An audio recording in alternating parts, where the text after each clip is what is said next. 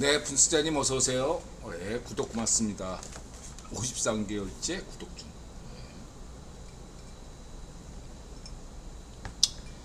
네, 지난주에 어지간하면은 방송을 하려고 했는데 여건상 어려웠습니다. 인드라가 우선 방송이 자꾸 끊기니까 이게 꼭 뭐 음모로 보지 말고 기술적인 문제 여러 가지로 일단은 이제 봐야죠. 항상 우연이다. 카시아님 어서 오세요. 네, 두 번째는 인드라가 치과 대공사를 했습니다. 임플란트도 하고 이제 3개월 뒤에 이제 임플란트를 할 예정이고 이제 준비 과정을 했죠. 무엇보다 이 앞니인데 5년 전에는 이제 씌우려고 갔더니 신경이 죽었다. 못 고친다. 이런 판정을 받았어요. 그래서 그러면 이거 빠질 때까지 기다렸다가 그냥 임플란트 해야겠다 생각하고 있었죠. 한 5년 동안. 근데 하도 보기 흉하다는 이제 저는 괜찮은데 주변에서 너무 보기 흉하다 이렇게 자꾸 얘기를 하시니까 그래서 여러 군데 갔어요. 치과를. 예, 진단받으러 여러 군데 갔는데 여전히 어렵다는 치과도 있었는데 한 군데에서 가능하다 이런 낙관적인 얘기를 해서 그러면 해보자. 근데 성공했어요. 신경이 죽은 거를 살리고 거기에 이제 씌우는 작업을 지금 그것도 역시 임플란트처럼 3개월 뒤에 앞니를 하는데 이게 자꾸 빠져요. 그리고 삼키기도 했어요. 자꾸 빠져가지고 삼키기도 하고. 그래서 한 3개월 동안은 그리고 또 잇몸 치료도 했어요. 그래서 잇몸 치료하고 그러니까 뭐 해보신 분들은 알겠지만 어쨌든 제가 뭐 제대로 뭘 못 먹었어요. 지난주에는 이번 주 좀 먹고 있는데 거기다가 또 뭐 그 임시 치아를 삼키는 바람에 지금 한 이틀 동안 변을 못 보고 있는데 어떻게 될지 또 알 수가 없고 그리고 이제 마지막으로 이제 지인분이 이제 입원을 해서 지금 경과가 그 수술은 잘 끝났는데 수술 후유증 연로하셔서 수술 후유증을 많이 걱정하고 있습니다. 그래서 그런 면들에서 매일 병실에 이제 출근하고 가게로 오고 이렇게 하는데 또 일찍 이상하게 이렇게 제가 손님이 없어도 문을 못 닫는 게 꼭 문 닫는 날에 왜 그날 왔는데 문을 닫았냐 그렇게 얘기하시는 분들이 꼭 있어요. 그리고 좀 늦게 문을 열었더니 왜 또 문을 일찍 안 여냐 뭐 이렇게 또 얘기하시니까 뭔가 하여튼 간에 책임의식 때문에 그냥 열고 있습니다. 이제 나이가 됐죠. 그래서 이제 아직 계획을 발표 얘기할 때는 아닌데 인드라가 이제 30년 전에 25년이죠. 25년 전에 이제 유럽 배낭여행을 2달 갔다 온 것 같고 평생 우려먹잖아요. 라떼 유럽 배낭여행. 그게 젊었을 때 한번 해보는 게 좋거든요. 이제 한국도 선진국 수준이 좀 되는 것 같아요. 예전에는 자식들이 뭐 그런 거 하면 되게 비전 없다, 교수 되라 그렇게 막 생각했지. 요즘은 부모 세대가 바뀌었잖아요. 그래 너 하고 싶은 거 해라 이런 식이 돼서 굉장히 그러한 가치 뭐 이렇게 그 미국 횡단 자전거로 미국 횡단 뭐 이런 것들 이런 게 굉장히 인생에 남거든요. 인생 뭐 있습니까? 그런 거 한번 해보는 게 재밌잖아요. 예. 예전 같으면은 그런 걸 굉장히 싫어했다고요. 부모 세대가. 이전 세대만 해도. 예. 현실을 봐라. 그거는 지금은 그게 많이 바뀐 게 굉장히 저는 개인주의가 점점 여전히 한국은 좌우의 파시오들의 집단주의가 여전히 무세하지만 개인주의도 만만치 않게 지금 그런 게 성장하고 있다는 걸 엿볼 수가 있다. 그래서 매우 긍정적이다. 그러면서 오늘 나타샤하고 그런 얘기했어요. 이런저런 생각을 해보니까 내가 유럽 배낭여행 갔을 때 의식적으로 안 간 데가 스위스 융프라우거든요. 저기는 나 혼자 가면 안 되겠다. 그런 것처럼 딱 5년 뒤에 옛날처럼 배낭여행은 어렵죠. 나이가 있으니까. 근데 70세가 돼서는 어려울 것 같아요. 그래서 배낭여행은 안 하고 그냥 막 힘들게 여기저기 다니는 그건 청춘들이 하는 거고, 저는 이제 꿈이 어디서 이렇게 한 달 살기, 국내부터 뭐 울릉도에서 한 달 살기, 뭐 제주도에서 한 달 살기, 그런 걸 좀 하다가 어디 돈이 많이 드니까 해외에 나가는 것은 좀 신중하게 생각해서 싼 데로 어디 가서 이렇게 월세 개념으로 한 달을 딱 방을 잡고 싼데, 그래서 뭐 보름이면 보름, 한 달 이렇게 해가지고 5년 뒤에 그런 꿈을 가지고 있어요. 그래서 우리 향단이과 나타샤 지금 좀 저하고 똑같아요. 일주일 내내 일하는데 우리 향단이과 방자 인드라가 향단이과 우리 나타샤와 함께 65세 정도 때는 5년 뒤쯤 되면은 그런 걸 좀 해보고 싶다. 그냥 물론 전 죽을 때까지 우리 나타샤나 인드라나 죽을 때까지 일할 그런 팔자다 생각은 하고 있는데, 그래도 한 5년 뒤에 그런 걸 안 하면 평생 결국 못하고 죽지 않을까. 나이가 먹고 아파서 그런 생각을 하고 있습니다. F님 어서 오세요. 네. 이제 방송 시작하겠습니다. 오늘은 방송이 안 끊기를 바라고요.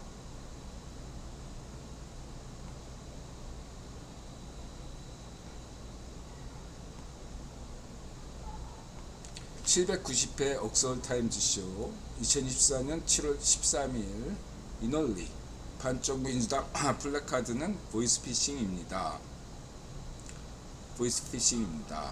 박주호, 이천수, 스토리K, 성렬영, 윤숙희, 수메르 경제사론, 김용, 우물박 개구리, 아이고밭, 도란맨, 꾸준, 김바깥, 동단지.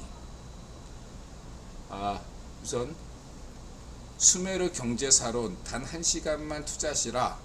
얼굴 천재이자 소통 천재인 인드라 이웃분들을 위한, 인드라가 얼굴 천재고 소통 천재란 얘기가 아니죠. 이거 뭔가 좀 이상하네. 11개 1타 강사식 인드라 수메르 경제사론 강의를 단 1시간 무료로 시청하면 뽕을 뽑습니다.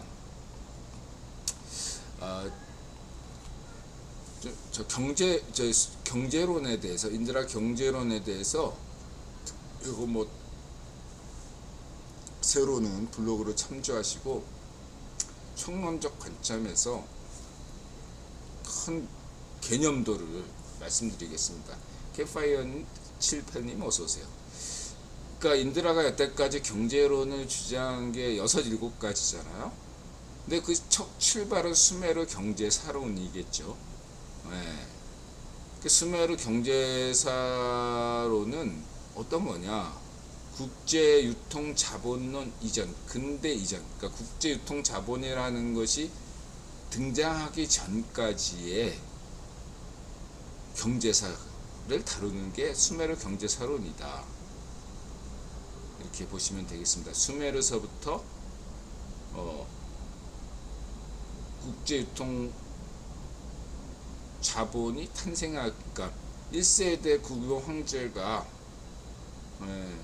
베어링 가문이잖아요. 그러니까 베어링 가문 프란시스 베어링 이전의 시기까지 다루는 게 수메르 경제사론이다. 이렇게 보시면 되고요. 그리고 이제 근대 이후부터 경제가 급변하니까, 그리고 그거보다 중요한 게 국제유통 자본이라는 것이 등장했기 때문에, 그래서 그 이유는 1세대의 국유 황제 가문인 베어링 가문 이후부터는 국제유통 자본론이다. 이렇게 다루는 거고요. 그 다음에 이제 인드라가 신자유주의론, 후기 신자유주의론은 뭐냐? 1973년, 1973년 록펠러 가문, 데이비드 록펠러가 그거 황제에 오른 1973년 이후에 경제사를 다루는, 그러니까 경제 구조와 경제사를 다루는 게 신자유주의론과 후기 신자유주의론이다. 다크서클님 어서오세요. 이렇게 보시면 되고요. 그 다음에 인드라가 뉴로모픽 경제론, 이렇게 이야기하는 것은 지금 과학기술이 굉장히 혁신적으로 발전하고 있기 때문에 미래적 관점을, 이전까지는 현재와 과거를 바라보는 어떤 경제론에 중심을 두고 있다면, 뉴로모픽 경제론은 현재에서 미래로, 현재와 미래를 다루는 것이 뉴로모픽 경제론이다. 그 다음에 인드라가 이제 삼생경제론, 뭐 이거 이렇게 얘기하는 게 있잖아요. 삼생경제론은 인드라가 약간 정치 경제적인 관점에서 이야기하는 게 삼생경제론, 뭔가 전략적인 그런 측면이 있고요. 그 다음에 일억명 서울론, 그거는 이제 하나의 부동산과 관련돼 있고, 인구 문제, 특히 부동산보다 우선자하는 게 인구 문제를 어떻게 볼 것인가, 대안은 무엇인가를 인드라가 문명 비판론, 20년 전에 발표한 문명 비판론을 심화시킨, 그래서 1억명 서울론, 10억명 한반도론, 이러한 관점에서 세론이죠, 하나의. 그러한 것을 지역 경제론을 이야기하는 게 1억명 서울론이고, 그 다음에 인드라 기본소득제론은, 뉴로모픽 경제론은 아무래도 자산 운용에 초점을 두고 있다면, 인드라 기본소득제론은 역시 현재에서 미래로 보는 관점은 동일한데, 과학기술보다, 그러니까 자산 운용보다는 좀 더 이러한 어떤 사회 구조, 뉴로픽 경제론은 뭔가 이제 자산 운용, 금융론에 초점을 두었다면, 인드라 기본소득제론은 현재에서 미래로 보는 건 같은데 금융론적 관점보다는 사회 경제론, 사회 구조론적 관점에 중심을 두고 있다. 이렇게 보시면 되고, 마지막으로 인드라의 이 모든 것들을 관통하는 것은 상상가치론이다. 경제론에 대해서 여러가지 세부적으로 했는데, 열거하면 수메르 경제사론, 국제유통자본론, 신자유론 및 후기 신자유주의론, 그 다음에 뉴로픽 경제론, 그 다음에 뭐 인드라 기본소득제론, 그 다음에 삼생경제론, 1억명 서울론, 그 다음에 상상가치론. 그래서 이렇게 큰 그림이 있다. 물론 이 모든 것들을 하나로 얘기하는 것이 인드라의 국제유통자본론이죠. 근데 인드라는 분명히 이제 이렇게 얘기할 때 카테고리를 딱 둬서, 예. 그래서 인도라 수메르 경제사론 얘기할 때는 가급적 수메르 중세 이하 얘기하지 근대 이후 얘기는 전혀 안 하잖아요. 예, 그건 국제유통 자본, 후기 신자유주의 이런 관점에서 이야기한다. 이런 말씀을 드리고 싶고요. 안드로메다님 어서오세요. 헤르메티커님 어서오세요. 그 다음에 지난 방송에서도 이야기했지만 수메르 경제사론은 유통자본론이다. 인드라가 늘 강조하듯이만 시장경제 규정을 대량 생산과 대량 소비가 한시적으로 가능한 대량 유통 시스템, 그 다음에 자본경제를 인간은 자본주의라는 표현을 안 쓰잖아요. 개념을 부정하지 않습니까? 자본경제에 대한 규정을 대량 생산과 대량 소비가 늘 가능한 대량 유통 시스템이다. 이렇게 규정하고 있죠. 그렇다고 한다면 시장경제는 어디서부터 출발했느냐? 수메르서부터 시작했다. 그래서 시장경제에서 가장 중요한 기준이 뭐냐? 화폐다. 그럼 화폐는 어떻게 탄생했는가? 기존의 설명들은 문물거래, 다시 말하자면 조개 껍데기, 무슨 소금, 이런 걸 얘기하잖아. 저는 그것을 인정하지 않는다. 인드라는 화폐의 출발은 오늘날 근대 화폐 전개 과정에서도 보듯이 네덜란드 중앙은행이 최초의 근대 중앙으로 인정받는 것이 신약 성경을 두고 얘기했듯이 상호 거래자의 믿음 없이는 거래가 이루어지지 않는다는 거죠. 제가 사기칠지 상대방이 사기칠지 어떻게 알고 거래를 합니까? 그러자면은 상호가 쌍방이 인정하는 각각의 인정하는 공통의 믿음, 즉 신이 필요하다는 겁니다. 그것이 달신 난나라고. 달신 난나의 상징이 은이고, 그래서 최초의 화폐는 은이다. 은의 시대다. 이것이 수메르 경제사론의 핵심입니다. 다른 경제사에서는 수메르를 인드라가 하도 수메르 하니까 심지어 위키피디아에서도 수메르 경제를 안 다뤄요. 이집트 다루고 중국 다루고 아프리카 다루지 수메르를 거의 얘기 안 해. 의식적인 거지. 누가 이제 장난질을 하고 있다고 생각합니다. 그러나 진실은 바뀌지 않아. 그렇다고 저 위키피디아 좌이파시오 엑스위키 무시하지만 위키피디아를 존중합니다. 위키피디아도 여러 가지 지금 내부 문제가 많다고 볼 수는 있어요. 편집자 마음이니까. 그래서 중요한 건 전 위키피디아는 존중합니다. 자유좌우파라고 생각합니다.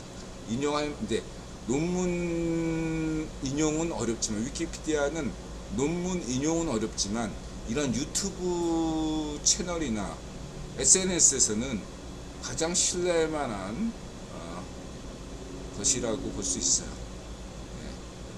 차선은 된다. 이렇게 말씀드릴 수 있겠습니다. 어쨌든 중요한 것은 수메르 경제선에서 가장 중요한 것은 시장경제는 수메르에서부터 시작했고 시장경제의 기준은 화폐다 이거예요. 그럼 화폐는 뭐냐? 소금이냐? 아니다. 조개 껍데기냐? 아니다. 화폐다. 그럼 화폐는 어떻게 탄생했느냐? 상호 쌍방의 신뢰, 믿음이 필요하고 그것은 달신 난나다. 그리고 화폐는 여러 기능이 있죠. 그 중에 보관 기능에서 시작했다. 가치 척도나 교환에서 시작한 게 아니라 화폐 출발은 보관에서 시작했다.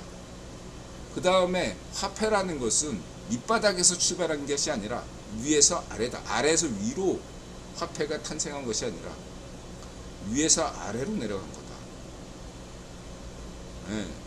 다시 말하자면 노예도 월급 아니 일꾼도 월급 주기 위해서 화폐가 탄생한 것이 아니라 그것은 맨 마지막 과정이다.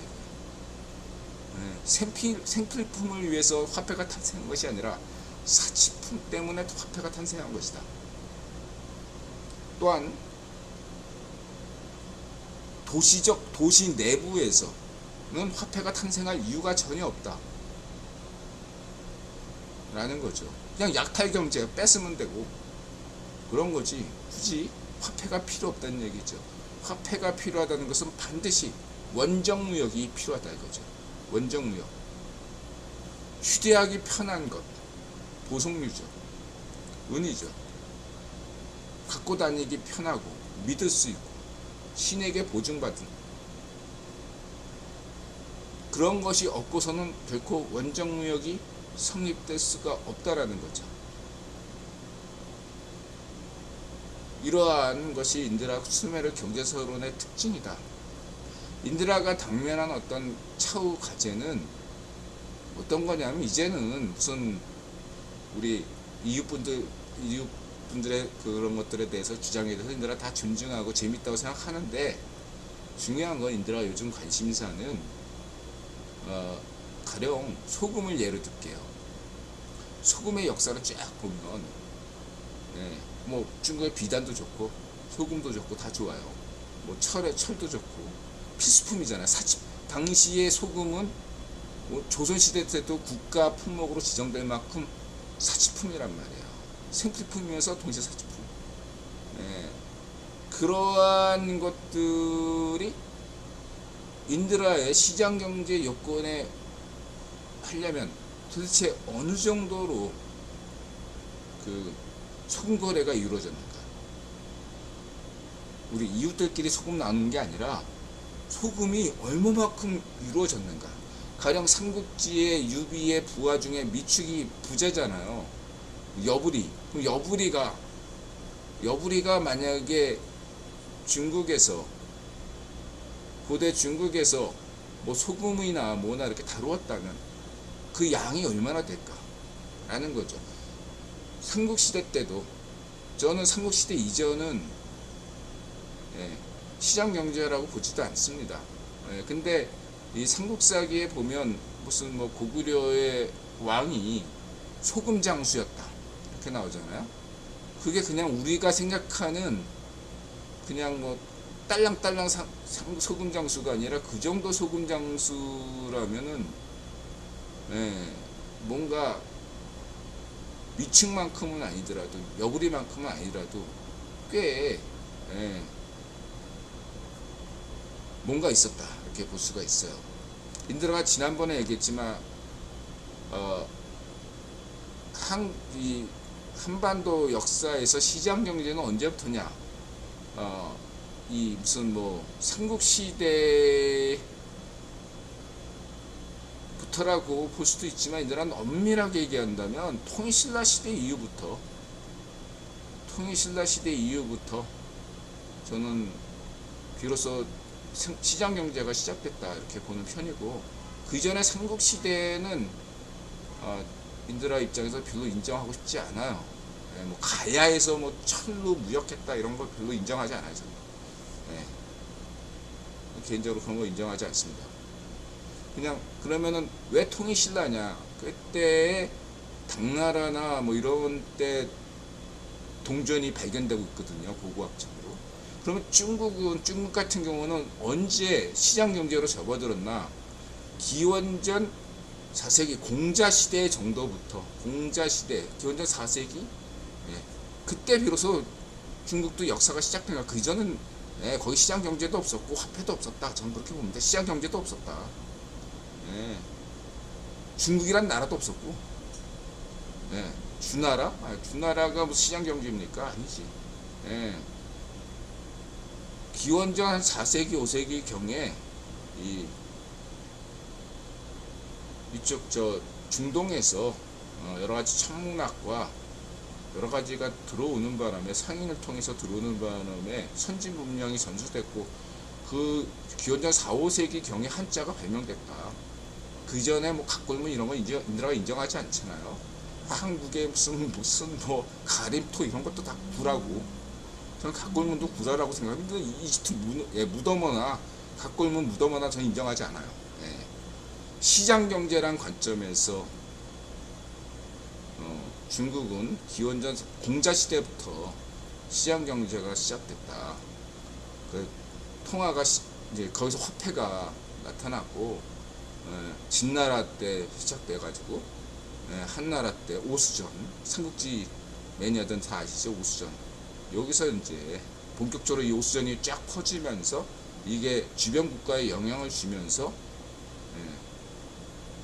삼국시대 후반기 한 6세기, 5세기, 그러니까 5세기, 6세기 한성백제가 망한 다음에야 그 이후에 한 6, 7세기 이 다음부터 통일신라 때부터 본격적으로 시장경제가 시작됐다. 저는 그렇게 보고, 가야란 나라가 시장경제였다고 저는 생각하지 않습니다. 마찬가지로 일본도 역시 시장경제가, 일본이란 나라가 탄생한 다음 일본 서기 그게 만들어진 이후에야 거기도 시장경제가 시작됐다, 이렇게 보는 편이고 그렇습니다. 뭐 이탈리아 같은 경우는 뭐 로마, 로마 시대 그렇게 봐야죠. 그리스는 당연히 그 소크라테스 시절부터 화폐 경제가 중동 경제에 영향받아서 시작됐다고 봐야 돼요. 이집트 같은 경우는 인드라 볼 때 기원전 2000년에 수메르 경제에 영향을 받아서 그때 문헌이 있거든요. 이집트 시장 경제는 한 기원전 20세기, 수메르 경제가 망하기 직전, 기원전 20세기. 그리고 수메르의 시장 경제는 언제부터 시작했느냐? 최소한 기원전 3000년 전. 이렇게 보시면 되고, 그렇게 보시면 되겠습니다. 유럽의 시장 경제는 언제 시작했냐? 그리스에서 먼저 시작했고, 기원전, 그래서 한 넉넉 잡아 아주 잘 쳐주는 거예요, 인드라 입장에서. 기원전 한 6세기, 그냥 소크라테스 시절 정도로 하겠습니다. 그러니 기원전 3000년 전이 얼마나 대단한 거예요. 이해가 되셨죠? 그래서 이제 인드라가 이렇게 파격적으로 이야기하니까, 그리고 유통자본론을 관점으로 얘기하니까 지금 여러 가지 반응들이 주류 이론에서 이렇게 여러 가지로 막 극단화하는 것 같은데, 인드라 이야기가 100년이 지나면 정설이 될 걸로 저는 확신하고 있습니다. 기존의 경제사로는 생산자주의 관점과 소비자주의 관점을 있는데, 저는 유통자주의 관점이다, 한번 강조 드리고요. 이 정도로 하고, 궁금하신 것들은 언제든 질문 주시기 바랍니다. 뭐 이런다고 인드라가 투자는 아주 개판이죠, 인드라가.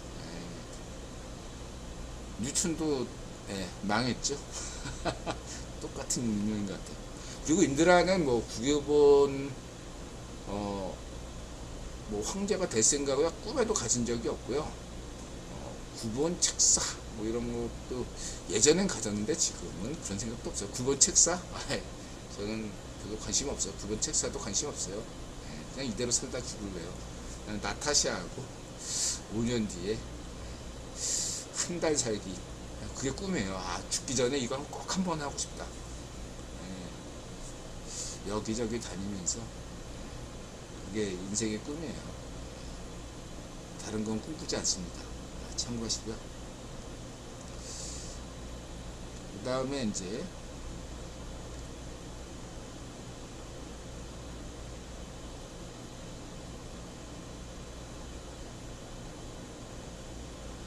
인드라 9번 정치론, 성렬형 나토 정상회의 참석, 인드라 9번 정치론, 538 천미 대선 토론회 후 여론조사 결과는 FA 영국 자유좌파 노동당 총선 합승, 프랑스 총선 결선제 없는 나라는 후진국. 좀 더 가볼게요.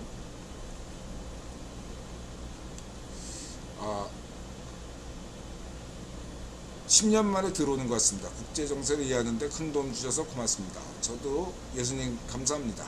여보 사랑해, 아이들아 사랑한다. 맞아세요. 그렇습니다. 긍정 마인드.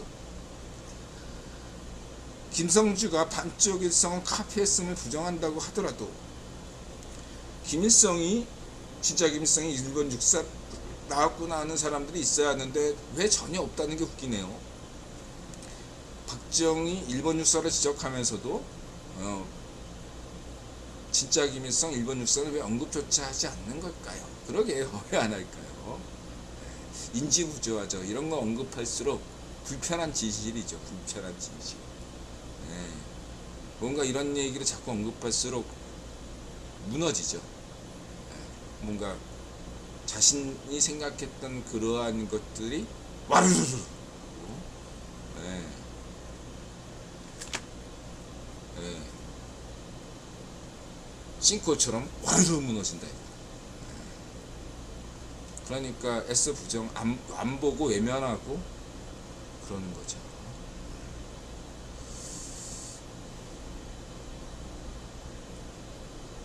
그 다음에 이제 이게 인들아 이든영 자유좌파 이든영의 세 가지 히든 카드 중에 하나가 왜 이렇게 지지부진하냐. 우크라이나 우크라이나에서 게임 체인저 그러니까 F-16인데 F-16이 지금 네덜란드와 뭐 어디죠? 생각 안 나네. 덴마크에서 16대인가 이렇게 왔고 지금이야 도착했대요. 일부가. 그리고 추가로 뭐 24대 온다로고 그 다음에 또한 벨기에와 노르웨이에서 추가로 또 F-16을 제공한다고 합니다. 여기서 보듯이 유로나 나토의 주요 핵심 국가는 프랑스, 영국, 이태리, 독일 같은 나라들인데 이런 나라들에서는 F-16이 아니고 오히려 노르웨이, 뭐 벨기에, 덴마크, 네덜란드 이런 나라에서 온다 이거죠. 우크라이나에서는 요구하는 게 100여 대의 F-16이 바라고 있죠. 담배 피고 오겠습니다.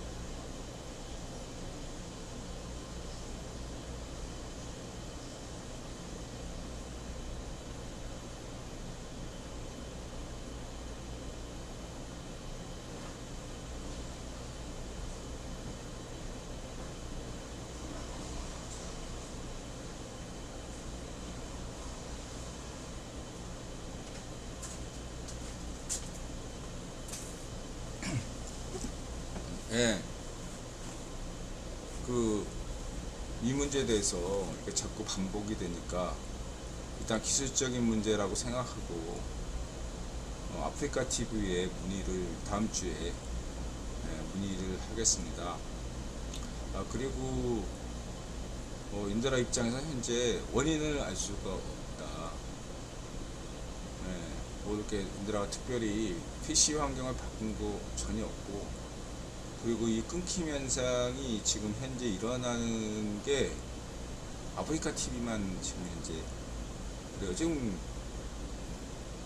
예, 다른 거는 아무 이상이 없거든요. 뭐 네이버나 구글, 뭐 카톡 다 지금 정상 작동 중이고, 예, 뭐 유튜브도 그렇고요. 인더라 확인했어요. 유독 아프리카 TV만 이렇게 끊김 현상이 있다, 이렇게 말씀드리고 계속 방송을 하도록 하겠습니다. 어쨌든 우크라이나가 원하는 대로 캠파이어 칠파님, F-16 우크라이나 운영이 가능할까요? 러시아가 못 뜨게 할 것 같은데, 러시아가 못 뜨게 하겠죠. 방해 공작을 하겠는데, F-16을 다 받으면 러시아가 대응이 없어요. 간단하게 얘기해서 지금 현재 받은 걸로는 우크라이나가 우크라이나 영토 내에서 최소한의 방어를 하는 정도지 공격으로 나갈 수가 없어요. 근데 만약에 F-16을 다 받는다면 어떤 효과가 생기냐면, 우크라이나에 가까운, 그러니까 러시아에서도 미사일을 발사하려면 러시아 본토에 있는 기지에서 발사하잖아요. 그거를 타격할 수가 있죠. 선제 타격이 가능한 거죠. 미국에서 승인했습니다. 그러니까 우크라이나가 근래에도 피해를 보는데 피해 받기 전에 먼저 타격한다 이거예요. 그런 한 예를 보여줬고, 그러니까 우크라이나가 원하는 100대 이상이 아니라도 저는 50대만 되더라도 저는 현재 이 참호전, 1차 세계대전 수준의 참호전을 넘어설 수 있다, 저는 그렇게 보고 있습니다. 그러니까 지금 현재 받은 것만으로도 활주로 공습 이런 것들을 막을 수 있어요. 러시아 비행기가 형편없기 때문에 현재 수준으로도 가능하다, 저는 그렇게 보고 있어요. 저는 러시아의 공군 전력을 그렇게 높이 평가하지 않습니다. 그러니까 그 공군 전력만 우크라이나가 확보하면 전세가 바뀐다고 저는 생각하고 있어요. 그 히든 카드인데 아무래도 이게 내년까지 갈 것 같다 생각이 듭니다. 그래서 자유좌파 이준영이 재선하면 내년에 우크라이나 우세로 전쟁이 끝나고 우이파시오 럼프가 당선되면 올해 안에 러시아 우세 전쟁이 끝난다, 이렇게 보시면 되겠습니다. 다음으로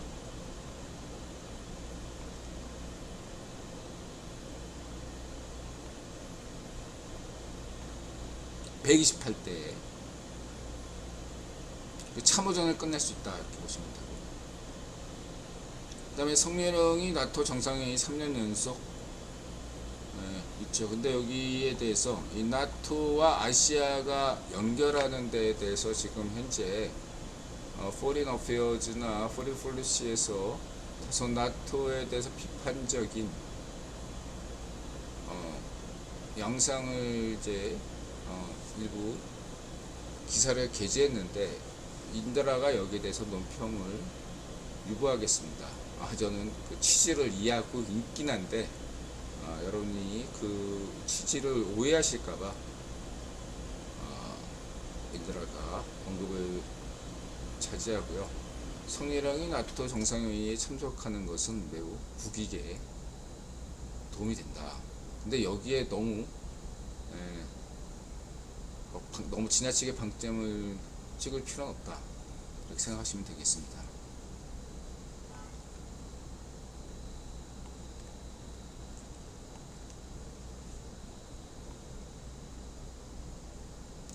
프랑스 총선에 대해서는 뭐 지금 간단히 얘기하면은 인도라는 첫 번째 결선제 없는 나라는 후진국이다. 지금 대통령제 하는 나라 중에 한국과 대만이 후진국이죠. 정치 후진국. 오류 국가. 이건희 삼성 회장이 전 회장이 얘기했듯이 한국은 여전히 90년대나 지금이나 정치 후진국이다. 대만도 정치 후진국, 한국도 정치 후진국이다. 이게 분단과 관련된 분단 체제 유지를 위한 어떤 경기는 키우되 너무 경제가 커지면 오만해질까봐 정치 혼란을 야기시키려는 어떤 국기본의 의도가 좀 있다. 저는 늘 얘기했죠. 2025년까지는 그리고 이제 국내적 요인으로 본다면 이 결선제를 안 하면 가장 수혜를 보는 게 반정민당이죠. 여론조사를 인드라가 공영제, 세계 최초 공기업을 만들자. 그래서 이렇게 되면은 국정이 어느 정도 안정이 됩니다. 프랑스는 총선마저도 과반수로 하잖아요. 처음에 1차 투표에서는 50% 이상 후보는 인정하고 50% 후보가 안 나왔으면 과반수 후보가 안 나왔으면 2차 투표한단 말이에요. 한국은 사전 투표제도 하는 나라가 왜 이런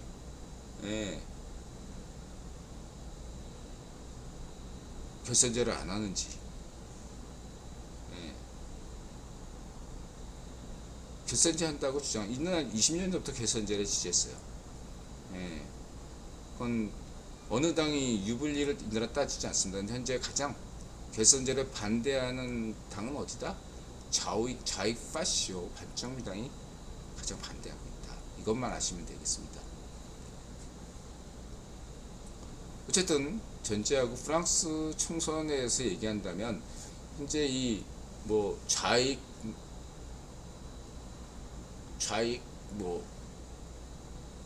인민전선, 인민연합, 대중연합, 좌익 대중연합 이렇게 하는 건데, 이거 그러면 인드라 관점에서 이 현재 일당이 된 여전히 대통령은 마크롱 대통령이지만 자유우파 마크롱이지만 위에서는 다수당이 된 게 이 좌익 대중연합인데 이거의 정체성은 우익 파시언이냐, 아니 좌익 파시언이냐 아니면 자유좌파냐. 원래 얘네들은 좌익 파시였어요. 좌익 파시였습니다. 정책으로 보면 딱 알 수 있어요. 나토 탈퇴, 우익 파시오 럼프하고 비슷하죠. 유로 재구성. 과거에 그 빅토르 차일드 시절의 유로로 돌아가자. 그런 황당한 외교 정책을 내놓고 있다고요. 그리고 경제 정책에서 대표적인 게 원자력 폐기. 프랑스야말로 원자력을 먹고 사는 나라인데 원자력 산업 폐기. 뭐 주 32시간 노동 뭐 이런 거는 그것도 인드라 볼 때는 굉장히 비판적이지만 뭐 그건 할 수 있다고 봐요.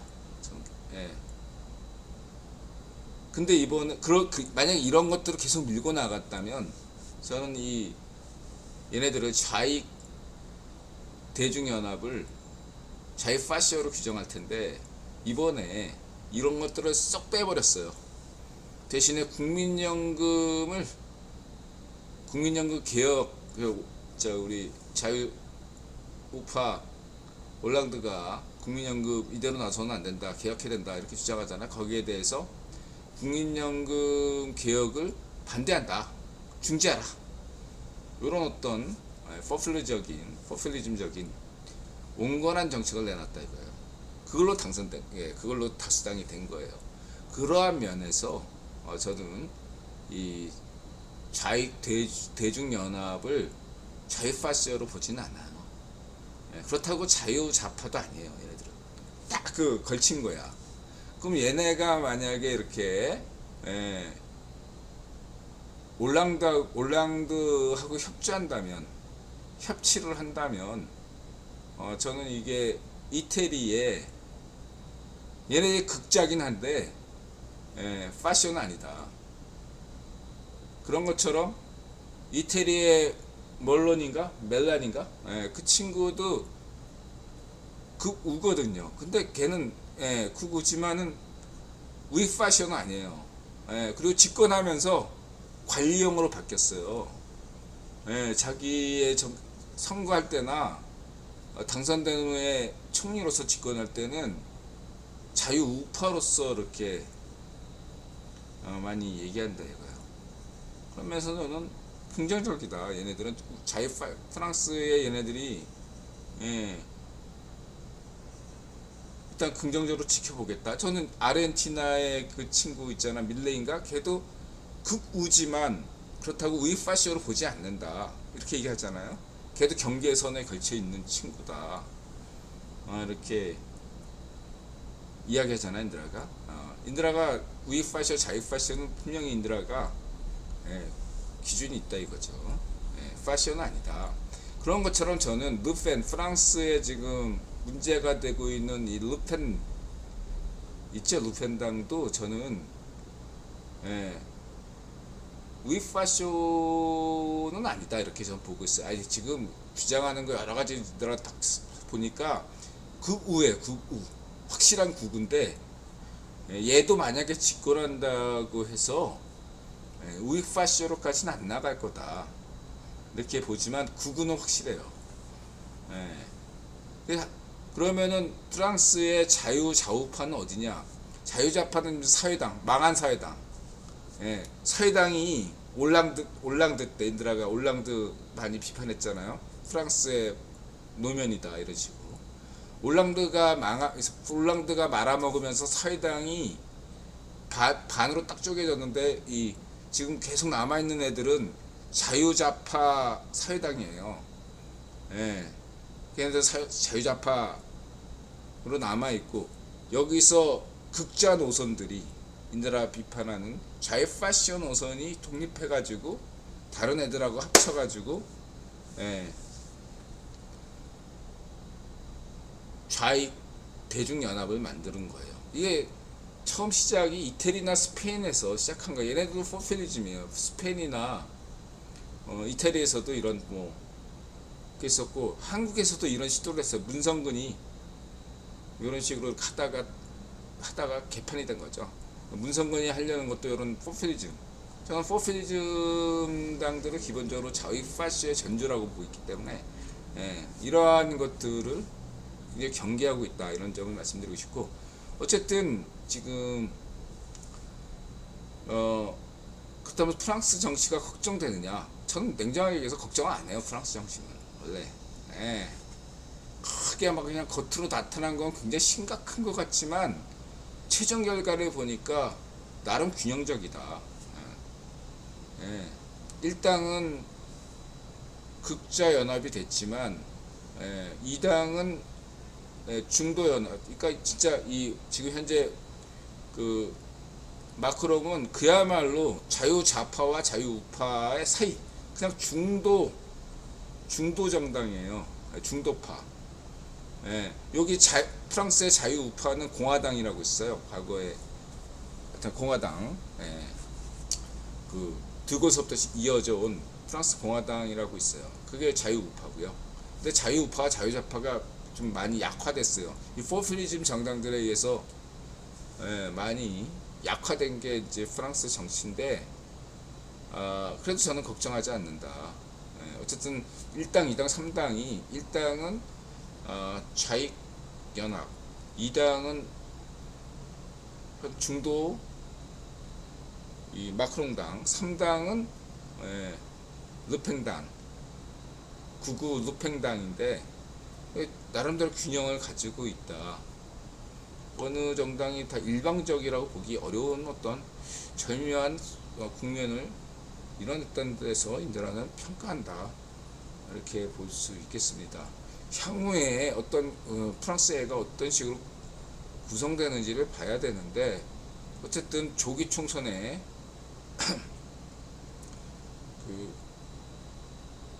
마크롱의 조기 총선의 의도가 어느 정도 성공했고, 이것들이 인드라 생각에 나름대로 깊은 국외본의 결정이 아니었나 이렇게 판단하고 있습니다. 프랑스 1차 때는 루팽당이 우세했거든요.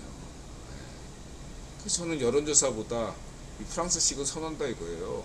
일단 주장해서 투표하고, 여론조사보다 깔끔하잖아요. 막 뒤에서 뒷담화치고 뭐 이권 교환하는 것보다 선거를 치러서 거기서 결과를 가지고서 연합하고 이런 것이 훨씬 더 한국이나 대만보다 프랑스의 정치가 훨씬 더 민주주의다 이렇게 저는 평가하겠습니다. 결선제 없는 나라는 후진국이다. 그런 게 인드라의 총평이고, 영국 총선 같은 경우는 인드라 알겠죠? 그 스타머라는 친구에 대해서 인드라가 자유좌파다. 지난번에 코빈이 걔가 자유파시였거든요, 인드라 입장에서. 그래서 이 스타머는 자유좌파죠. 과거에 시작할 때는 트로츠키주의 뭐 이런 쪽으로 됐다고 하는데, 인드라 또 그쪽에 자유파시어 노선이 했기 때문에 그런 거 잘 알거든요. 영국 노동당 내에 트로츠키주의 파가 있어요. 근데 이 트로츠키주의 파는 크게 둘로 보시면 돼요. 하나는 그냥 아나키스트에 가까운 사람들이 트로츠키주의 부류가 있어요. 이 사람들은 자유좌파라고 보시면 돼요. 그냥 스탈린주의 이런 중앙집권주의식 이러한 공산주의에 대해서 비판하는데, 반면에 이 기존의 사회민주주의도 약간 마음에 들지 않는다. 이런 어떤 관점을 가진 사람들이 자유좌파, 그냥 아나키, 그런 사람들이 트로츠키가 단순히 스탈린에게 대항했다, 라이벌이다, 이런 관점에서 트로츠키를 선호하는 사람들이 있어. 그냥 이러한 사람들은 그냥 낭만적인 사람들. 그게 영국 노동당 내 트로츠키의 다수파죠. 저는 선량하다고 봐요. 이 스타머는 그러한 부류에 속한다고 저는 봐요.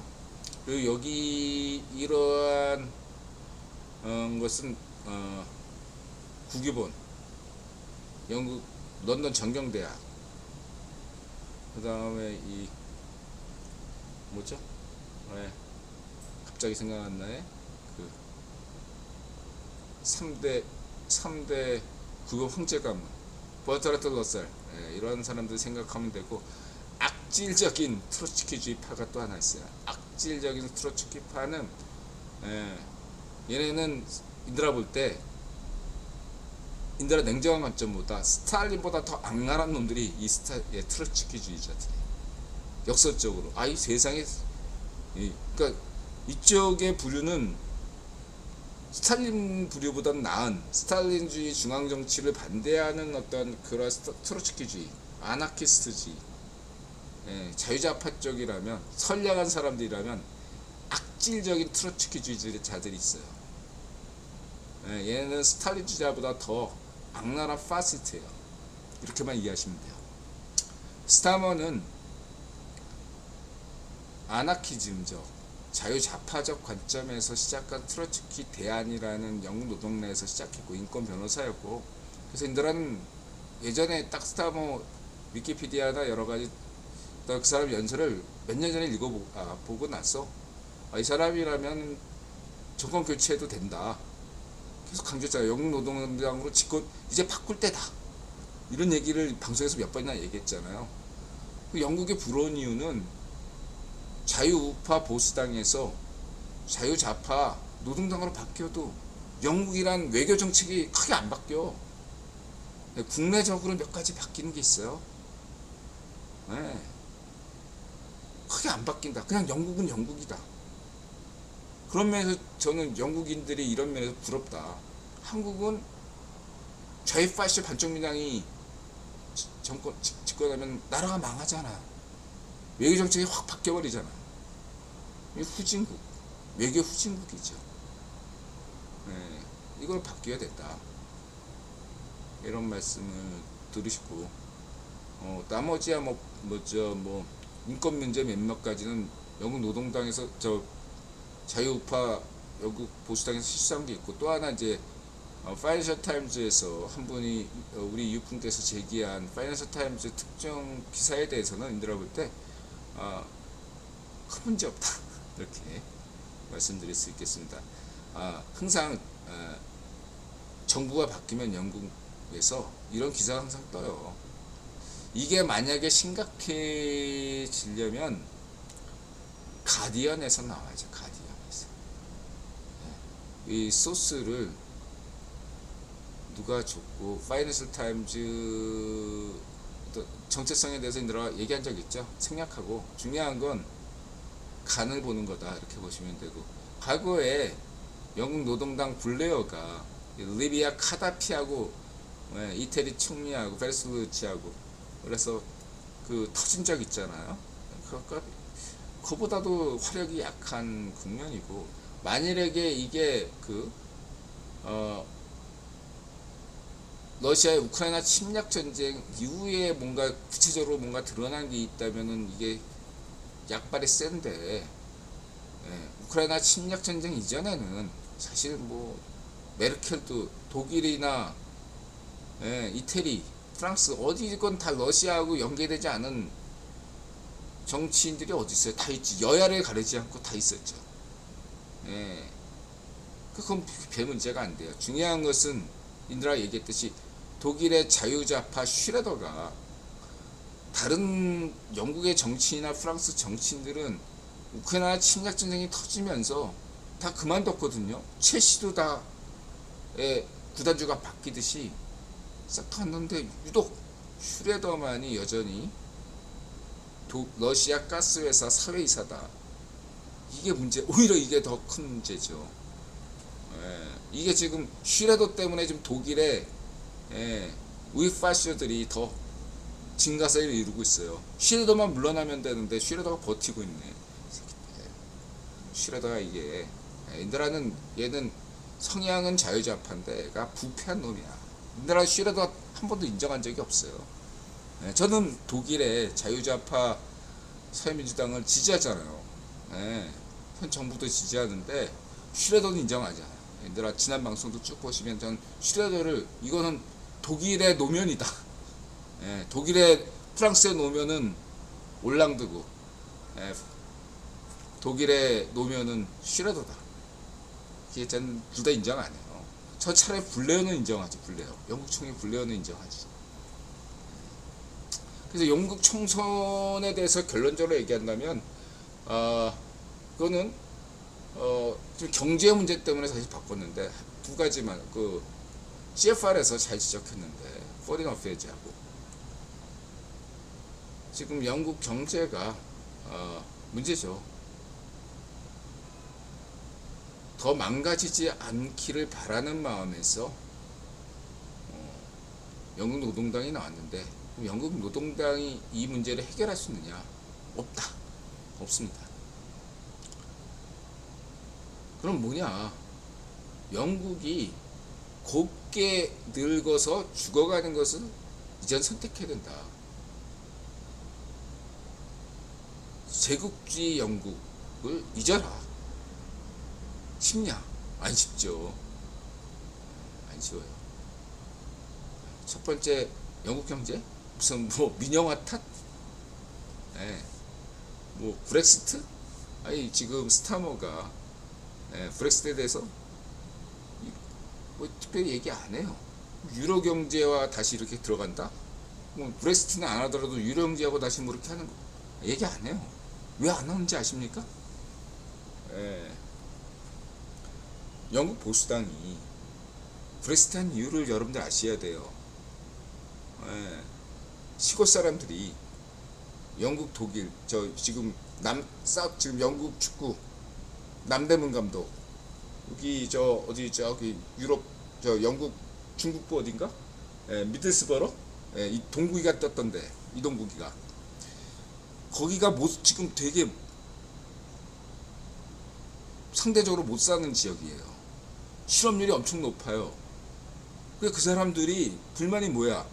우리 지금 경제가 어려운데 이민자들이 많이 오니까 우리 일자리가 더 없어지는 거 아니냐?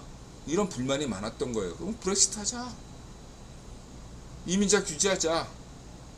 그러면 영국 경제 나아질 줄 알고 브렉시트를 한 건데 안 나아진 거야.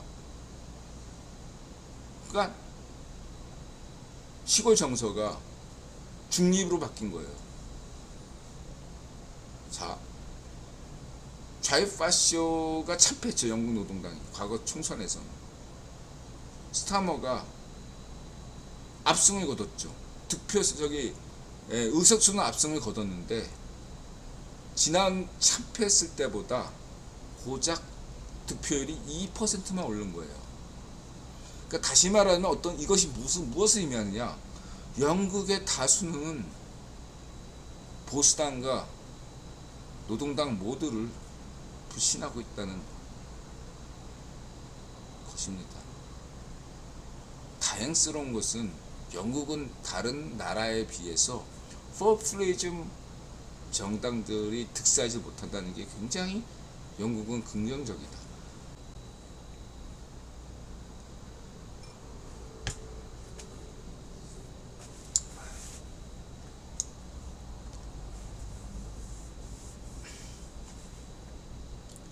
네, 수사님 그냥 방송할게요. 그냥 편집도 끊기는 대로 하나 얘기한다면은 유튜브나 이런 그 얘기는 안 하겠고요. 각도님이 어서 오세요. 네, 어쨌든 다시 한번 영국 총선에 대해서 정리를 하면 스타머 이 자유좌파 노동당이 축하드리고, 저는 자유우파 보수당도 지지하지만 자유좌파 영국 노동당도 지지한다. 스타머 정부를 지지한다. 우선 전제로 축하드리고요. 압승을 거둔 거에서 축하드리면서 동시에 스타머가 기존에 참패했을 때보다 2%의 득표를 더 못 거뒀다. 영국 경제 타겟책은 현재 인들아 볼 때 없다. 유일한 어떤 원천 정책은 제국주의를 포기하는 건데 그게 쉽겠냐? 어렵다. 이렇게 말씀을 드리고 싶고, 허나 그럼에도 불구하고 영국은 한번 짓고 나면 최소한 10년은 보장하는 것 같다. 8년에서 10년은 보장하니까. 그리고 하나 부가적으로 얘기한다면 메뉴편에게 좀 긍정적인 소식은 영국 자유좌파 영국 노동당이 집권하면 메뉴의 우승 확률이 높아진다. 이렇게 보시면 되겠습니다. 영국 보수당이 집권하면 메뉴가 침체하고, 리버풀도 침체하고, 그러니까 그래서 클럽도 가고, 맨시티 과르디올라도 축구 얘기하니까 딱 잠깐만 얘기하면, 저는 비엘사 좋아하잖아요. 지금 콜롬비아 비엘사 감독. 이 국대 경기에서 이렇게 공격적인 것을 하는 거, 이 토너먼트에서 두 가지 타입이 있다고 볼 수 있거든요. 이 비엘사 감독은 리그에 적합치 않은 감독일 수 있거든요. 너무 지나친 체력을 요구하기 때문에. 근데 이 단기 승부에서는 리빌딩 하면서 젊은 선수들도 조직력 있게 전술적으로 이렇게 딱 하는 거는 비엘사가 좋다라고 볼 수 있어요. 한국 현 상황에서는 비엘사 감독의 저는 바라지 않아요.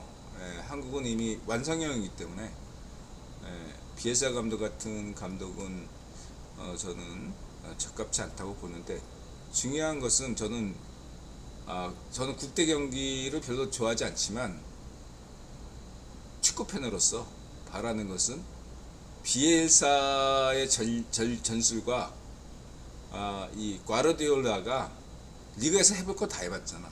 그러니까 펩 과르디올라가 메시 감독 관두고 이제 국대 감독을 하는 거예요. 스페인 감독이든 뭐 어느 감독, 한국 감독이도 좋아. 그래서 비엘사 대 과르디올라, 과연 과르디올라의 전술 축구가 국대에서도 통할까? 그래서 비엘사 대 과르디올라 뭐 이런 대결을 저는 바라고 있습니다. 그 외에는 저는 사실 국대 경기에 별로 관심이 없어요. 하고 부가적으로 어쨌든 리그에서 메뉴의 우승 가능성 좀 높아질 걸로 저는 전망하고, 토트넘도 조금 좋아질 수 있다 이렇게 평가할 수 있습니다. 그러나 맨시티와 리버풀은 옛날 같지 않을 것 같다. 자유자파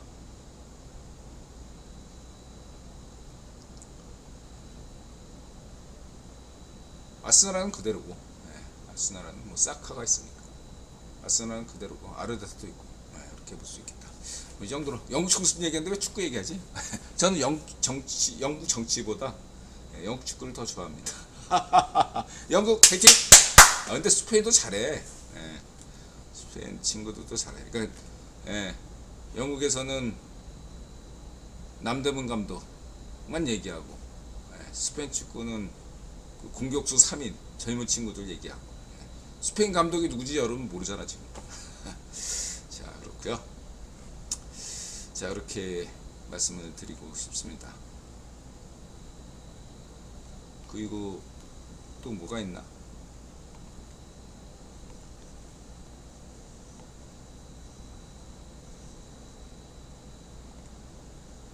아, 538 여론조사? 저는 538 여론조사를 지지하잖아요. 그래서 인들아 늘 얘기했죠. 항상 핵심만 간단하게 정리하면, 토론 직후에 거기 여론조사, 한국은 뭐 다음 날에 여론조사가 그게 하는데 그게 정확하지 않다 이거예요.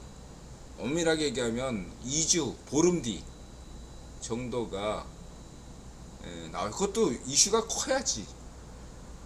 이슈가 뭐 별것도 아닌데 그 다음날 여론조사 결과를 한다는 게 다, 내가 볼 때 여론조사, 한국의 구멍가게 여론조사는 다 조작이에요. 만약에 세계 최초 공기업 여론조사 공기업이 등장한다면 이런 식의 허접한 구멍가게식 이런 것들은 하면 안 돼요. 이건 인들아 볼 때, 인들아 오랫동안 여론조사 이렇게 봤는데 이런 것들은 다 가라. 이런 거 할 필요 없어요. 돈 낭비예요. 세금 낭비고 여론 조작이에요 완전히. 538이 현명하게 잘 얘기하자. 보름 뒤에 해야지. 이 토론에 미국인이라고 다 이 토론에 관심 있습니까? 관심 없어요. 정치에 관심 없는 사람들이 지금 그런 정치에 평상시에 관심 없는 사람들의 표심, 민주당원도 아니고 공화당원도 아닌 사람, 자유우파 공화당원이나 자유좌파 민주당원이 아닌 사람들, 자유좌파 이든영을 지지하지도 우에파시오 럼프를 지지하지도 않는 사람들이 지금 어떤 투표를 하느냐. 그러니까 이 미미한 선거에서 결정적이고 특히 7개 경합주에서 특히 중요한데 이런 거 다 무시하고 여론조사? 그건 큰 힘이 없다 라고 지난번에도 얘기했고 이번 538 얘기도 마찬가지고, 결과는 인들아들 얘기하지만 8월 말 9월 초 여론조사가 중요하다. 전국 여론조사가 아니라 미국 선거인단 독특한 대통령제 구조 탓에 7개 경합주의 여론조사가 중요하다. 하나 더 얘기한다면 인들아가 그 얘기 듣고 싶어요. 세대 뭐 학력 평가는 건 인종차별이다 저는 생각합니다. 인종주의라고 생각해요. 한국에서 맨날 뭐 고학력은 좌파시아 반쪽민당을 지지한다. 못 배운 사람들은 국힘 지지한다. 이런 얘기 많이 하잖아. 그거 인종차별이고 인종주의예요. 왜냐? 박정희 대통령 시절만 하더라도 대학 진학률은 30%에 지나지 않았어요. 대다수가 가난한데 어떻게 대학을 가요?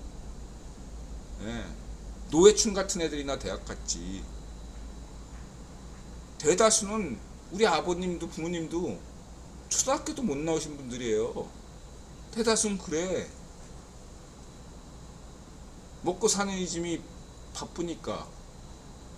예. 그런 사람들 못 배웠다고 무시하나? 인종주의지. 인종차별이지. 다시 말해서 그런 학력 분포는 미국처럼 유럽이나 선진국에서는 가능해요. 네, 연령대들을 100년 동안 딱 보니까 대학 진학률이 거의 비슷해. 세대에 걸쳐서. 그것은 학력에 따라서, 예, 미국 같은 경우는 그게 적용 가능해요. 예? 대학 진학자와 비대학 진학자의, 예, 지지 경향이 이렇다 저렇다. 이것들이 인들아가 중요한 얘기할 때마다 끊어서 의욕을 상실하게 만드는 것 같아요. 어?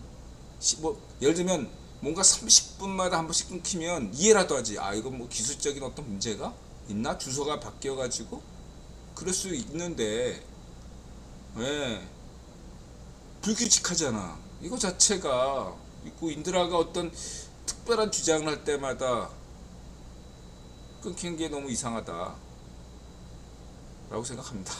어쨌든 핵심은 한국에서, 미국이나 유럽, 일본은 괜찮아. 한국에서 학력으로 특정한 징등을 지고 못 배운 사람들은 국힘을 지지한다. 이건 인종차별이고 파쇼예요. 이건 당장 중지돼야 돼요. 연령별로 골고루 대학 진학자와 대학 진학하지 않은 사람들에 간에 다 그 분포가 유사하게 나온다면 괜찮아요. 그러나 70년대에는 대학 진학률이 30%인데 오늘날에는 대학 진학률이 90%예요. 이러한 갭이 엄청나게 차이 나는데, 그러한 데이터가 무슨 의미가, 이건 여론 조작이다 이거예요. 파시즘이다 이거예요. 이해하셨습니까? 그따위를 하니까 여론조사가 전국민 99%가 불신하는 겁니다.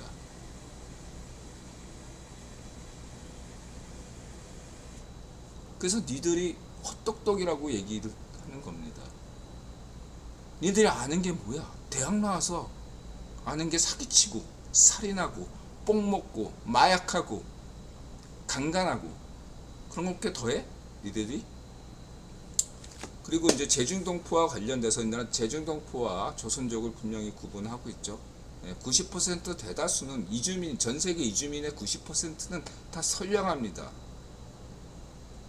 대부분 거기에 약간 나쁘고 약간 뭐, 예, 인간들은 거기에요 다.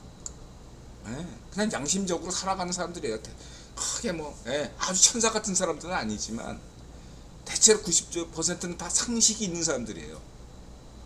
그 9%는 그 상식이 없는 사람들이긴 한데, 예, 약간 악의가 있는 사람들이긴 한데, 그거는 자기의 자존감이 낮다 보니까, 예, 너무 못 살거나 갑자기 막 사고를 당하거나 여러 가지 다양한 이유로, 예, 아니면 이러한 좌우의 파쇼들에게 탄압당하다 보니까 거기에 반발심으로 자기 극복이 안 된 사람들이죠. 그 사람 사회가 돌봐야 될 사람이야.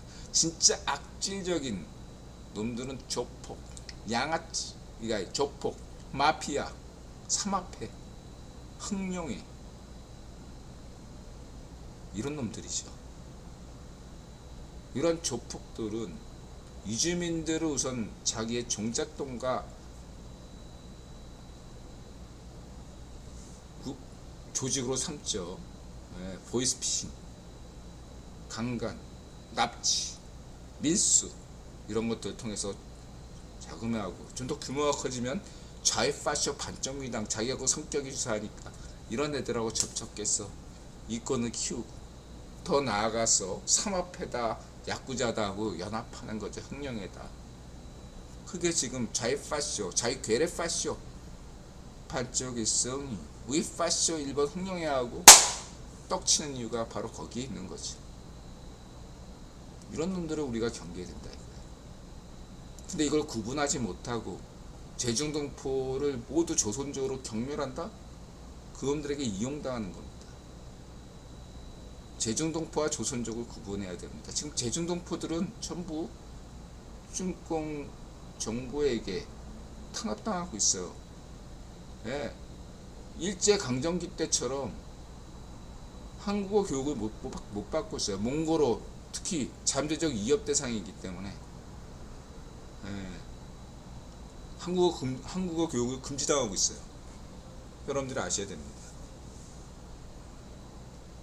일제강점기 때 한국어 교육 금지에 대해서는 그렇게 비판하면서 왜 오늘날 좌익파시오 시진핑의 한국어 교육 금지에 대해서는 이런 방구가 없습니까?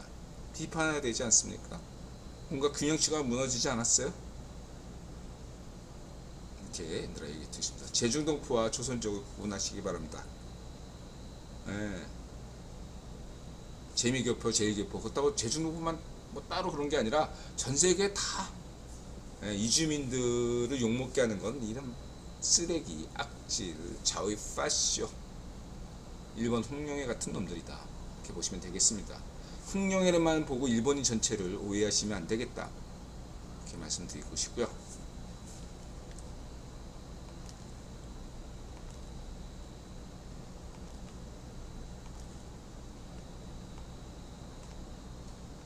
네, 이 정도로 하고요. 뭐 인드라 초동 시절에 왔다 쪼꼬바 이건 뭐 한번 쭉 보시고요. 철학적인 얘기 여러분 재미없으시죠? 넘어가겠습니다. 그 다음에 1세대 대중문화 비평가 인드라가 아이브월드 2의 비판적인 이유 베이비몬스터 윤스키 뭐 이거는 그냥 보시고요. 아이브 팬이잖아 인드라가 베이비몬스터 팬이고 그 아이브 히트곡이 IM과 몇 곡도 한 두세 곡 되잖아요. 예, 저는 아이브와 그 소속사가 잘 되기를 하는 마음에서 예, 지금이 정점이라고 생각하지 않고 더 3, 4년 더 나가야 된다. 더 히트곡을 만들어야 된다. 예, 아이브가 저는 블랙핑크보다 더 나아지길 바라는 사람이에요. 근데 현재는 베이비몬스터가 더 유력하다 이렇게 보고 싶고 우리 윤숙씨에 대해서 재밌어요 이분. 한번 여러분들 솔로 천국 비도 오고 심심해서 소주 한잔 이런 것도 찍고 떡실신요. 아니 근데 떡실신 했는데 이 사진은 누가 찍은 거야? 누가 찍어준 건가? 연출인가? 알 수가 없죠. 그래서 윤숙희 이렇게 말씀드리고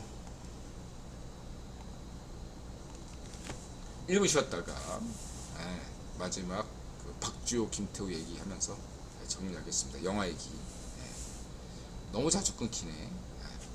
안 끊기는 거 보니까 이 얘기는 그냥 들어줄만 하는가 보죠.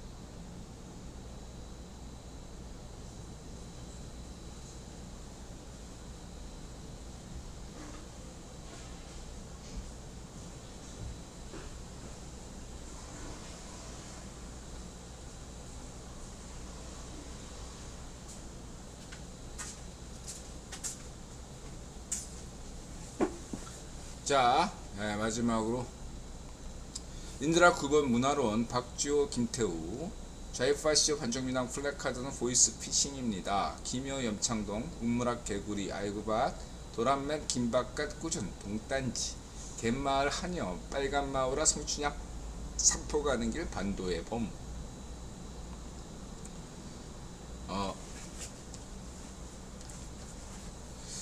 우선 그 축구 얘기 인드라 국대 3 인드라 1세대 불그락마 이론가 경험과 부천 FC 팬이었던 경험에 비추어 봐서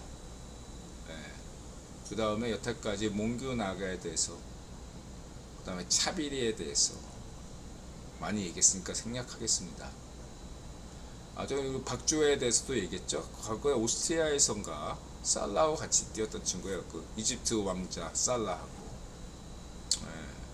박주호 굉장히 그 부인이 외국인인가 그래요.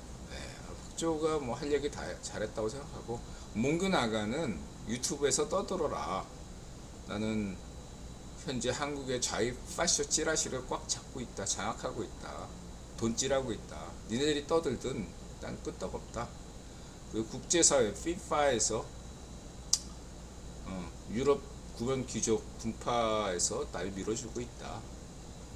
성혜령 때는 월드컵 꿈도 꾸지 마라. 월드컵도 예선 탈락하게 만들겠다. 뭐 이런 야심이 있는 것 같아요. 그리고 뭐 저는 명보 선수로서는 존중하는데 감독으로서는 인정하지 않는 편이고 국내 감독을 다 무시하는 거 아니에요. 근데 이제 이 옛날 축구들은 전술이고 뭐가 없죠. 그 인드라가 최고의 축구 소설이라는 감독 이야기 낯선 이방인 꼭 보시고요. 최고의 소설이에요. 그렇다고 저는 전술적인 걸 요구하지 않습니다. 그러니까 뭐냐면 국대 감독이라는 것은 기본적으로 그냥 자신의 원하는 철학, 자신의 철학에 맞게 선수들을 배치하는 정도다. 뭐 리그 경기처럼 1년 내내 선수들과 호흡하는 게 아니니까. 그런 데서 선수 선발이 중요하고 그 다음에 선수들이 최선을 다해서 뛸 수 있는 환경을 조성하는 게 중요한데 홍명보가 그걸 할 수 있겠냐? 없다. 이렇게 보시면 되고. 그리고 무엇보다 인드라가 배알이 꼴린 게 인드라 부천 FC 팬이었다가 학을 떼가지고 국대 경기도 안 보고 가급적 국내 축구도 관심을 끊었잖아. 인드라가 FC 부천 FC의 안 좋은 추억 때문에 이번에 몽규 나가와 축협과 이 고대 인맥 차비리 고대 인맥과 명보는 한국 축구의 암덩어리가 됐다. 적폐가 됐다고 규정할 수 있어요. 정남이를 떨어뜨리게 만든 거죠.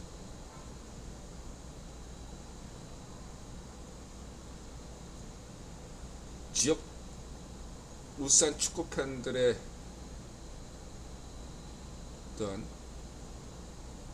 꿈을 앗아가 버렸다. 매국노다. 이렇게 말씀드릴 수 있겠습니다. 내부 고발 김태우 아니야. 강서구청장 김태우 욕먹고 있죠. 박지호도. 왜? 좌익 파쇼. 지금 현재 한국 찌라시는 좌익 파쇼 찌라시가 장악하고 있습니다. 유튜브들 떠들어라. 이런 거죠. 얘들아 한마디만 얘기할게요. 너 몽규 나가. 얘들아가 딱 한마디만 할게. 욕 많이 먹으면 오래 살 거라고. 너 제명이 못 죽어. 지명이 된다. 너 제명이 못 죽는다. 딴 얘기 안 할게요. 김효 염창동. 염창동 인드라 이 컨셉이 인드라 공덕동 큰 거기에서 좀 소금창고로 링가드만 보면 할 수 있죠. 애들이 못 따라오잖아. 이 오프 더 볼이란 개념이 없어요. 한국 감독들은. 옛날 감독들은. 차비리나 홍명보가 오프 더 볼을 압니까? 몰라요, 여러분.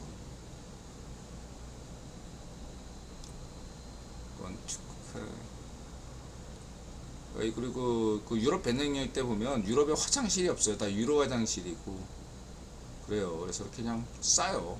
네덜란드건 유럽이건 파리 지하철 타면 찌린내와 노랑내가 겹친 아주 독특한 경험을 여러분들이 맛볼 수 있습니다. 싸요 그냥. 스토리 K. 그래서 뭐 현축협은 몽규 서울대 유튜브 인맥이 있어요, 여러분. 그렇게 얘기하면 인들아가 누구라고 딱 찍지 않아도 여러분 아시죠? 축구 팬은 아실 겁니다. 몽규 서울대 유튜브 인맥. 몽규가 서울대 출신이잖아. 그리고 서울대 출신의 축구 전문가가 몇 있죠? 그다음에 차비리 고려대 인맥. 이임생이 고려대 출신인가? 홍명보도 고려대 출신. 차범근도 고려대 출신. 이렇게 보시면 되고. 천수가 고려대 출신입니까? 이영표가 고려대 출신이에요. 신문서는 고려대 출신입니까? 손흥민은 고려대 출신입니까? 아셨죠? 구도가 어떻게 되는지. 좌익파쇼 반쪽미남 플래카드는 보이스피싱입니다. 대한민국 시민이 쏟고 있는 것입니다. 그렇습니다. 그것이 좌익파쇼이고 대한민국에서 특히 반일파시즘 조장해서 이득을 보려는 강간당 살인당, 거짓 사기당, 마약당, 역사날적 가짜뉴스 일미나티 음모론당, 일본 우익파쇼 똘마니인 북한 좌익괴뢰 파쇼의 반쪽정은의 똘마니의 괴뢰란 평가조차 가분한 삶은 소대가리만도 못한 좌익파쇼 반쪽미당입니다.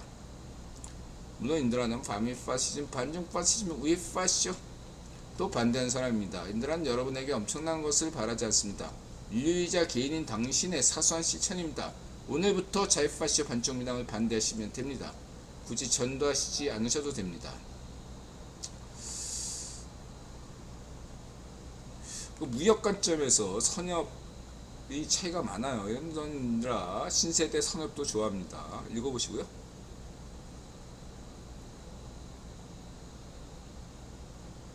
아까 재중동포 얘기했고, 그 다음에 영화 말띠 신부.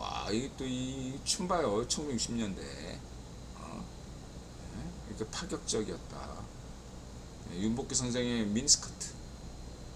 그 다음에 인드라는 저 세대 문화 이거 한번 쭉 읽어보시고요. 인드라의 세대 문화론 보시면 되고,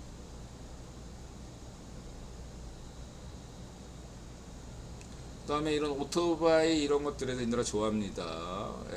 이 친구 꾸준인가 어딘가 이 친구. 또 감동적이야.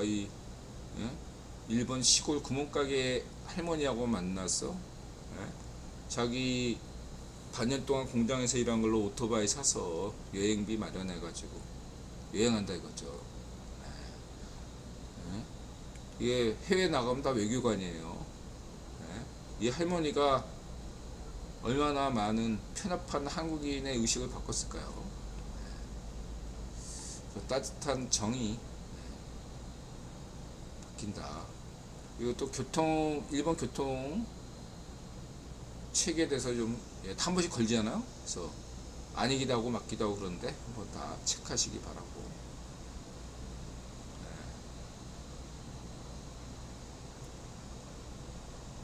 그 다음에 미국에서 또 미국에서도 이렇게 또 자전거로 여행하는 게 또 이렇게 미국인의 90%는 또 이렇게 다 선량하다 이렇게 보시면 되고, 또 높이 평가하죠. 뭔가 이렇게 마라톤 톰 행크스처럼 보이면 뭔가 사람들이 멋있어 보여요. 꿈꾼 걸. 그렇다고 해서 여러분 이런 얘기는 드리고 싶어요.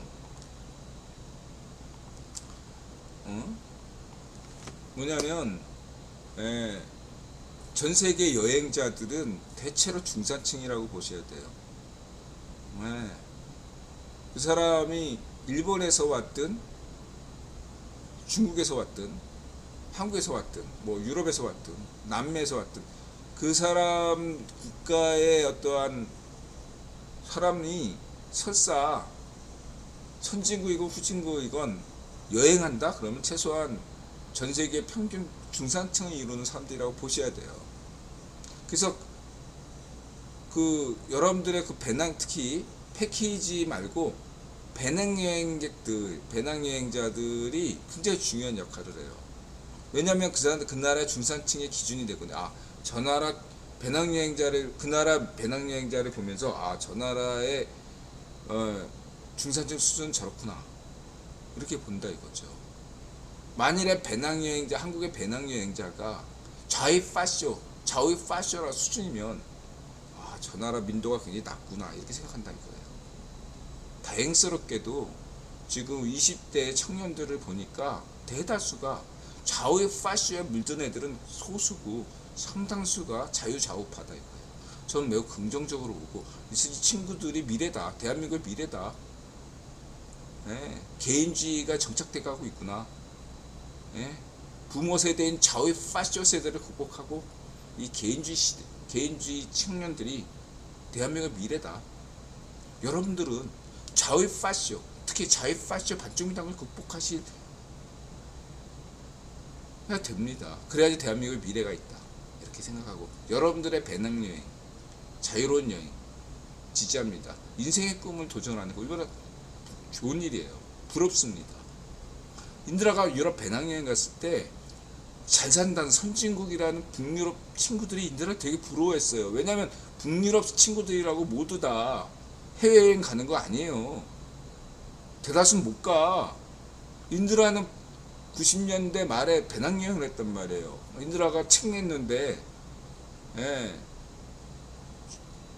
인드라 후원자 출판사장이 파산하는 바람에, 그 출판사장이 여행사도 하는 바람에, 예, 저 인드라 인세를 비행기 티켓으로 받은 거예요. 이야기는 그냥, 예, 유럽 가자. 그래서 유럽 간 거예요.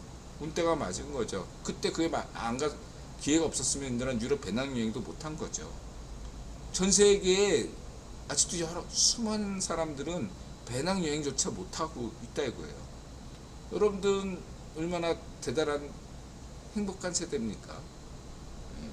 예, 여러분들은 굉장히 행복하게 태어난 분들이라는 거죠. 북한 주민들이 이런 배낭여행 할 수 있습니까? 못하죠.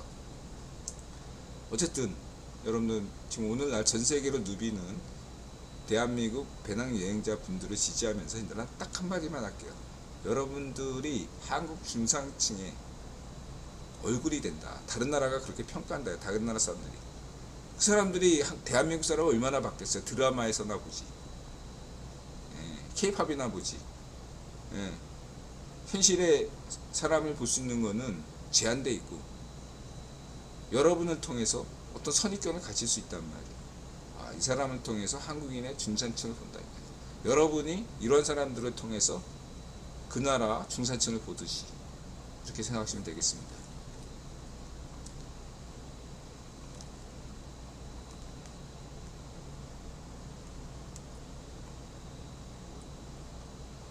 그리고 무성영화 청춘의 십자로 이런 걸 통해서 당시의 시대 상황, 이게 살아있는 역사죠. 이렇게 해서 풍경 이런 걸 좀 보세요. 이때 당시 1930년대 한국 자료가 매우 부족합니다. 영상 자료가 사진 고작 몇 개밖에 없잖아요. 굉장히 중요한 자료다. 무성영화라도. 그 다음에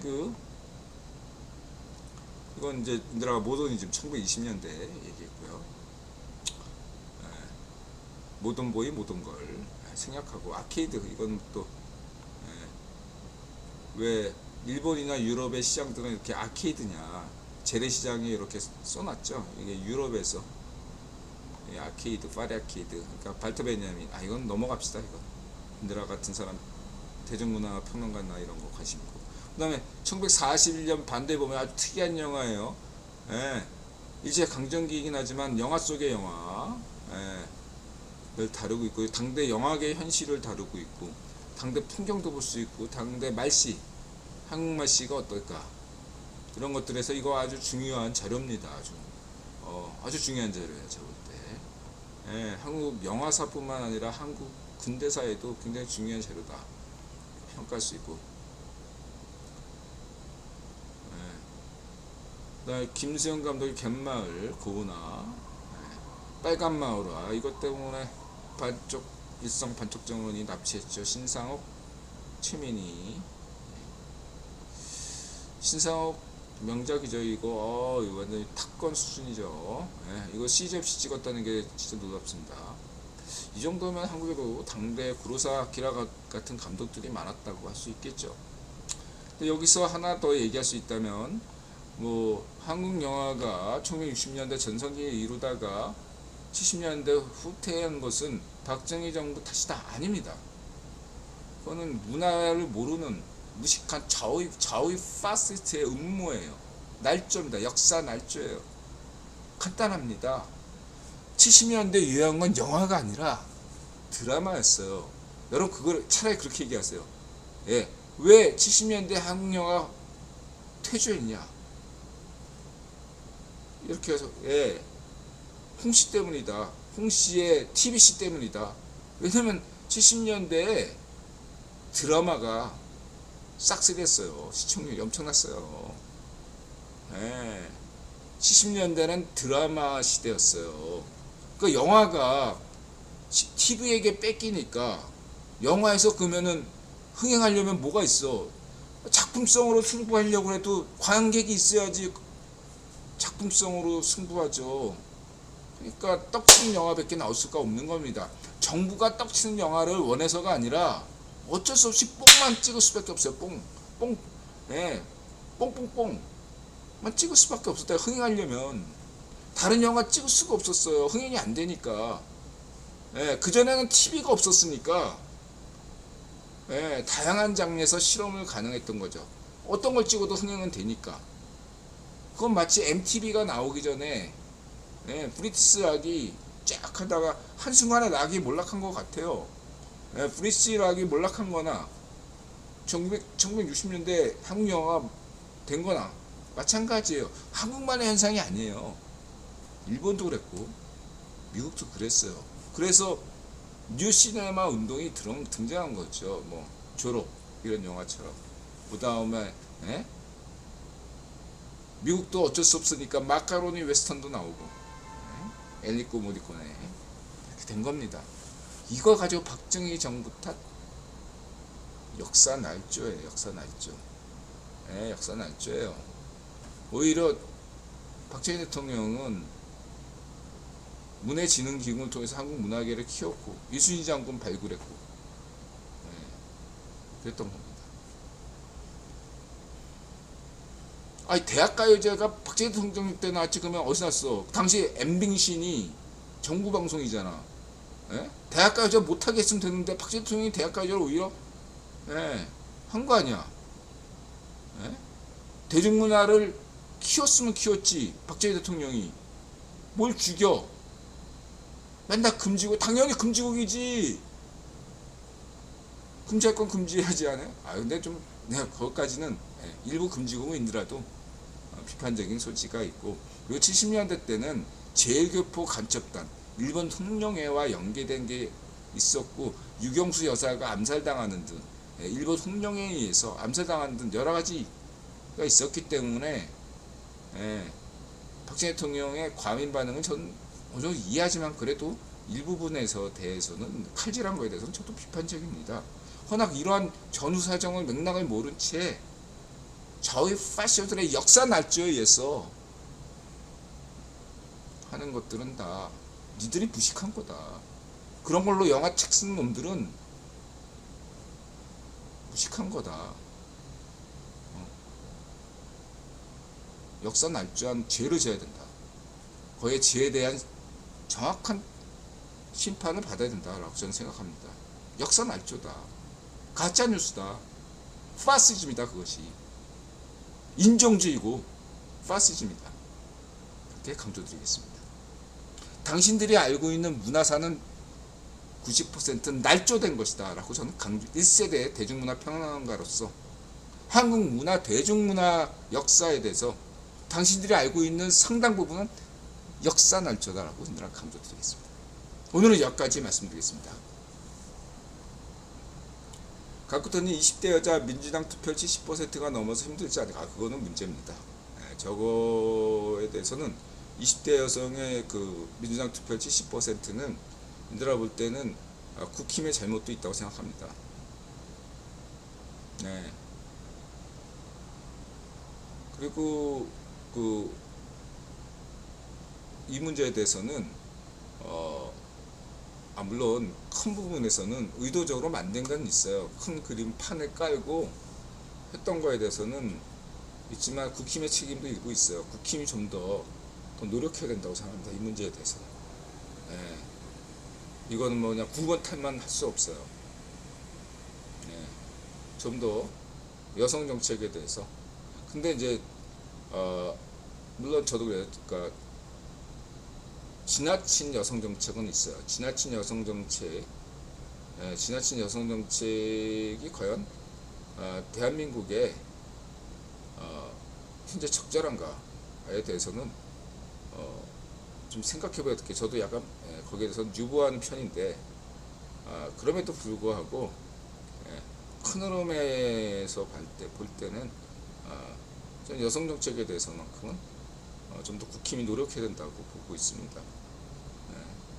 더 노력해야 돼요. 9번 탓할 것은 없고 시대의 흐름이다, 이렇게 말씀드리고 싶습니다.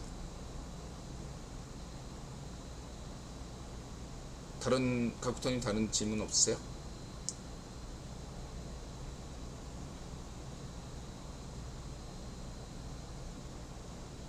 없으면 오늘 방송 여기까지 하겠습니다. 자, 끝까지 시청해 주신 분들 고맙고요. 한번 이렇게 자꾸 끊기는데도 돌아와 주신 분들 고맙습니다. 우리 풍스가님 고맙고요. 각부터님 고맙습니다. F님 고맙습니다. 마음을 열고 자세를 낮추고 세상에 감사다. 마자세. 건강하시고 부자 되시고 행복하세요. 행복하세요. 부건행. 고맙습니다. 다음에는 안 끊기는 방송을 하도록 한번 아프리카 방송과 얘기를 하겠습니다. 어쨌든 기술적인 문제는 아닌 것 같아요. 중요한 얘기 나올 때마다 딱 끊고, 시간도 뭐 30분마다 끊기면 인들어가 기술적인 문제다 이렇게 생각했는데, 그것도 아니고 뭐 10분 대 20분 대 이렇게 갑자기 끊기고, 중요한 얘기인데라 중요한 얘기하는 것 같아 싶으면 끊기고, 이상하죠. 이상했습니다. 우연이겠지만 이상한 겁니다. 고맙습니다.